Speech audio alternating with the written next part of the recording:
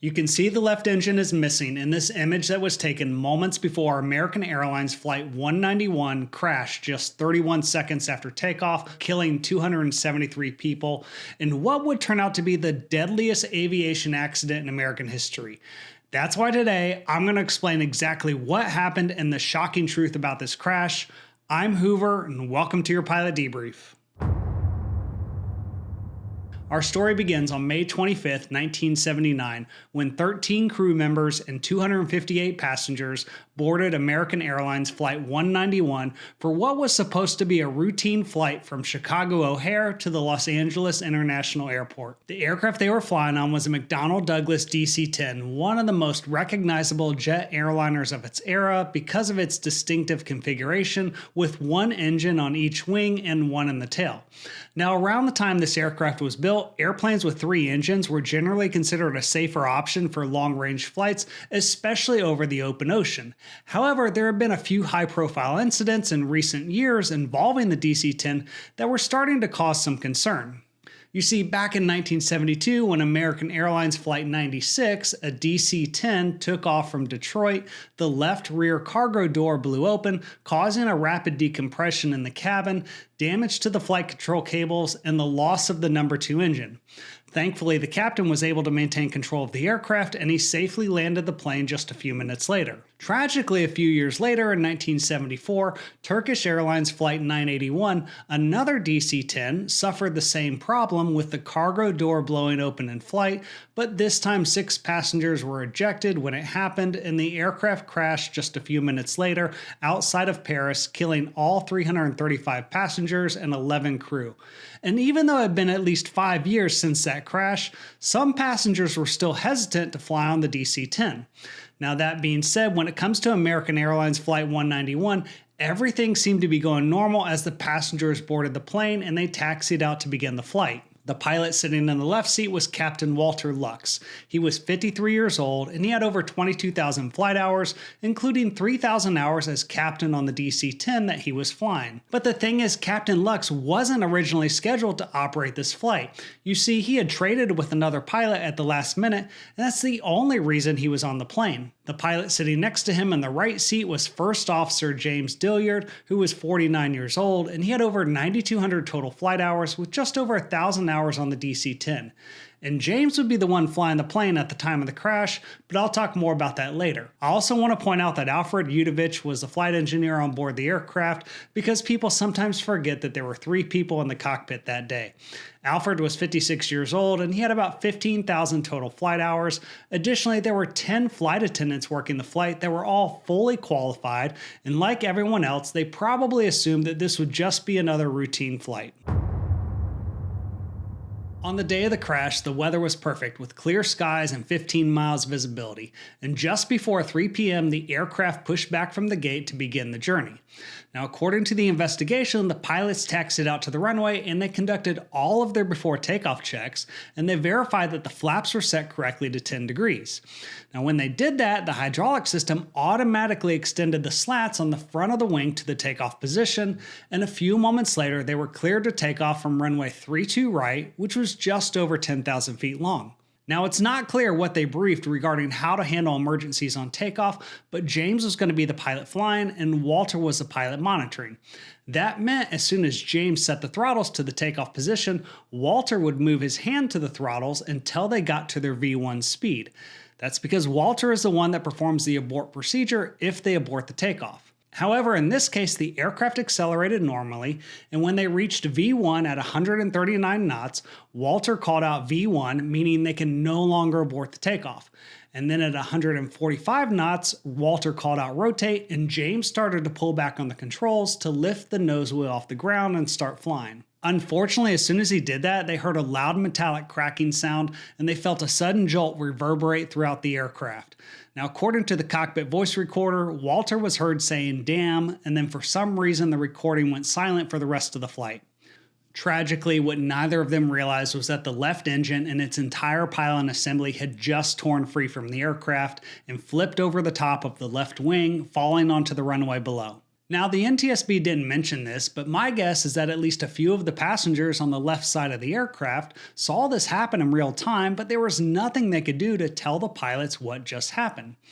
This is where you need to realize that the DC-10 can still fly with just two engines, even if that third engine is completely missing from the aircraft. But in this case, something else went horribly wrong that we're going to talk about in a minute. For right now, James was initially able to keep the aircraft climbing away from the ground in a relatively wings level attitude as he adjusted the pitch of the nose to maintain V2, which was 153 knots because that was their engine out safety speed. And the goal was to maintain V2 until they got to at least 800 feet above the ground, and then he was going to lower the nose to accelerate and reconfigure the aircraft. Unfortunately, despite those other two engines working perfectly normal, James was only able to climb to about 325 feet before the aircraft started rolling to the left. As a result, he tried to apply full right aileron and right rudder to try and get the aircraft to roll back to the right to the wings level position, but it wasn't working. Now, I'll admit that it's possible that Walter also tried to do the same thing, perhaps with both pilots fighting to save the aircraft at the same time, but it kept rolling to the left until they were in a 90-degree left bank, perpendicular to the horizon, and they crashed just off the end of the runway only 31 seconds after getting airborne, killing everyone on board the plane, as well as two people on the ground. And before we talk about how this happened, I just want to say that I think one of the worst parts of this entire story is that the aircraft just so happened to be equipped with a cockpit camera system that provided the passengers with a closed-circuit TV view of the takeoff. And we don't know for certain, but it's possible that they watched in horror as the aircraft plummeted to the ground below. The investigation into what happened began almost immediately, and the NTSB's GO team arrived within hours to start collecting evidence. The first thing they discovered was the most obvious. The number one engine was missing from the wreckage, and instead it was found about 6,000 feet down the runway, which left everyone wondering how could an engine just fall off an airplane? On the day after the crash, investigators discovered a sheared titanium bolt amongst the debris on the runway that was quickly identified as one of the pylon bolts responsible for helping to secure the engine pylon to the aircraft. And the reason why this is important is because they immediately assumed that they had identified the reason why the plane had crashed, essentially speculating that the bolt failed under stress during takeoff, and that's what caused the engine and the pylon to detach. However, before they could confirm the theory, just 2 days later, the NTSB held a press conference where the NTSB vice chairman held up the bolt for everyone to see and said it was possibly what initiated the failure of the pylon attachment. The only problem was he was wrong, and the reason why I wanted to bring this up is because I think this is a perfect example of why you can't speculate during an investigation.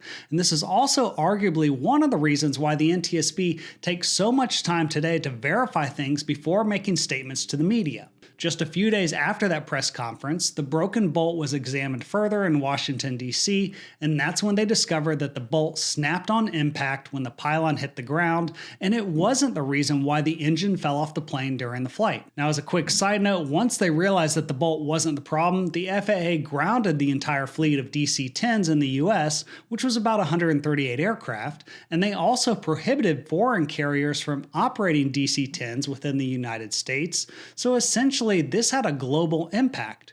This was also the first time ever in U.S. history that the FAA had ever grounded an entire fleet of large commercial jets, and you can imagine the chaos that it caused as aircraft ended up stranded all over the place. As the investigation continued, the NTSB started looking at the maintenance records for the aircraft, and that's when they discovered that just 2 months before the crash, the aircraft had undergone a major inspection known as a C-check. This is basically where the engine pylon and its bearings had been repaired in accordance with servicing requirements, and what you need to understand is that the proper procedure was to remove the engine from the pylon, then to remove the pylon from the wing. However, because there are hundreds of connections between the engine and the pylon, compared to only 3 bolts connecting the pylon to the wing, mechanics had come up with a workaround where they would just use a forklift to remove the pylon with the engine still attached to it. The good thing about this technique was that it saved about 200 man-hours of work, but the bad thing is that it wasn't approved by the manufacturer. The investigation would later discover that other airlines had caught wind of what was going on, and because it saved them time and money, unfortunately they were also doing the same thing. The only problem with all of this was that the forklift they were using had to be positioned with an extreme level of precision beneath a 13,000-pound assembly of the engine and the pylon to get it lined up correctly. Well, that's not as easy as it sounds, and at some point during the process, the fittings didn't line up correctly, and it damaged the flange assembly on the wing, and 2 months later, that crack had grown large enough that it fractured under the stress of the takeoff, and the pylon broke away, taking the entire left engine with it. That being said, the NTSB determined that the aircraft still should have been capable of flying without the engine, and that's why we need to talk about what happened next. I think it's important to understand that pilots train on a regular basis for how to handle an engine failure on takeoff. But the problem that the American Airlines Flight 191 pilots were facing was much worse. First of all, you need to keep in mind that the pilots had no idea that the engine had just fallen off the plane because they can't see the engine from the cockpit. Also, all of the captain's instruments stopped working and his displays went blank, which was something that they hadn't experienced before. So they had no idea what was going on aside from the fact that they could feel the loss of thrust and the aircraft was starting to yaw to the left towards the side of the missing engine. That's why they probably just assumed it was an engine failure, and since it happened as they were rotating, they continued the takeoff just like they were trained to do, and like I said earlier, James adjusted the pitch of the aircraft to maintain their V2 speed.